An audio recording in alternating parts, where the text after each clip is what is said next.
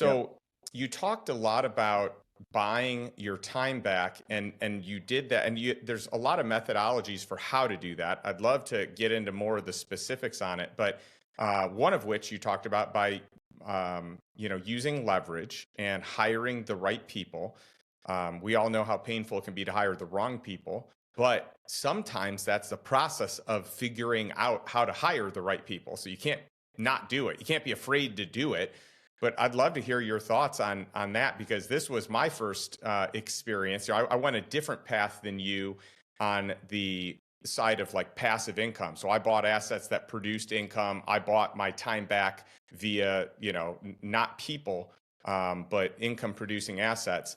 But then I had another business where we started to hire the personnel. And so I was able to buy some time back from that business as well. And so, I mean, I think both are amazing. There are a lot of ways to buy your time back, but I'd love to get into the nuts and bolts of how you have done it and how you coach it. Yeah, I mean, the big idea for me in the buyback principle, which is what the whole book is written about, is that we don't hire people to grow our businesses. We hire people to buy back our time. Apologize. Because if we buy back our time and our calendar, then we'll have the space to grow our business, right? So you'll get the first if you do the second. Most people do it opposite. They're a logo designer and then they get too busy, so they hire another logo designer. My whole philosophy is like, use your calendar as a feedback loop. So I teach this process called the buyback loop, which is, first audit your calendar for time and energy, right? What things light you up and make you the most money. Then transfer anything on there that's low cost for somebody else to do that sucks your energy, right? Typically those are administrative tasks, scheduling, follow-up, document creation, all that stuff, proposal writing, whatever it is. And then the third is fill it up with things that first make you more money. So if you're a logo designer, design more logos. And then second, if you've got that figured out, then invest in becoming better to have better skills, character traits, or beliefs so you become more, right? Like the world doesn't get easier, you just get better. So that philosophy, it's kind of funny because it is a business growth. I mean, it's at the core of everything I do.